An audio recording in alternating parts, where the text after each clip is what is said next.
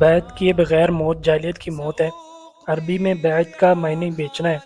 یعنی بندہ ایک پختہ عہد کے ذریعے اپنی جان و مال کسی کے تابع کر دیتا ہے، یعنی ہمیشہ اس کی اطاعت کرنے کا عہد باندھتا ہے۔ جیسا اللہ تعالیٰ نے ارشاد فرمایا سورہ بقرہ کی آیات 207 میں، لوگوں میں کچھ ایسے ہیں جو اپنا آپ بیچ ڈالتے ہیں، اور بے شک اللہ اپنے ان بندوں پر بڑی شفقت والا ہے۔ اس سے معلوم ہوتا ہے کہ اللہ کی رضا بیعت کے بغیر حاصل نہیں ہو سکتی۔ اس لیے اللہ نے فرمایا، اللہ راضی ہو گیا ان مومنوں سے جنہوں نے درخت کے نیچے آپ صلی اللہ علیہ وسلم سے بیعت کی، اور بیعت تو دراصل اللہ کے ساتھ کی جاتی ہے، جیسے فرمان الہی ہے سورۃ الفتح کی آیات 10 میں، اے نبی صلی اللہ علیہ وسلم، جن لوگوں نے آپ سے بیعت کی دراصل انہوں نے اللہ سے بیعت کی، ان کے ہاتھ پر آپ کا ہاتھ در حقیقت اللہ کا ہاتھ تھا، اور جو اللہ سے کیے عہد سے وفا کرے گا تو اللہ عنقریب اس کو اجر عظیم عطا فرمائے گا۔ اس سے یہ بھی معلوم ہوتا ہے کہ قیامت تک جو بھی مومن نبی کریم صلی اللہ علیہ وسلم اور آپ صلی اللہ علیہ وسلم کی آل کی بیعت میں آ جائے گا وہ اللہ کا بندہ بن جائے گا،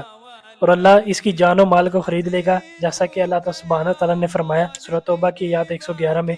یقیناً اللہ نے مومنوں سے ان کے نفس اور ان کے مال جنت کے بدلے خرید لیے ہیں،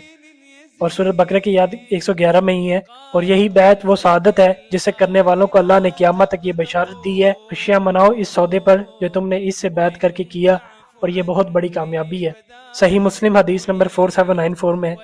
کہ رسول اللہ صلی اللہ علیہ وسلم نے فرمایا کہ جو شخص بیعت کیے بغیر مرا تو وہ جاہلیت کی موت مرا،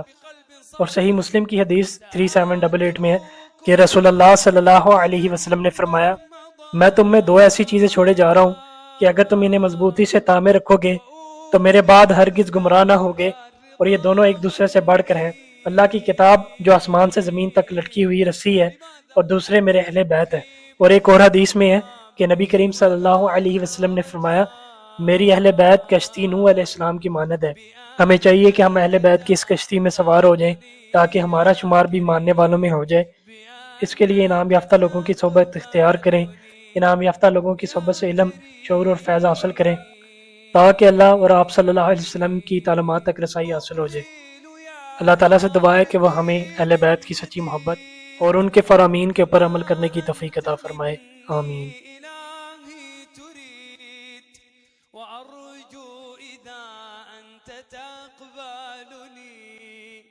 جنان الخلود ومنك المزيد، جنان الخلود ومنك المزيد۔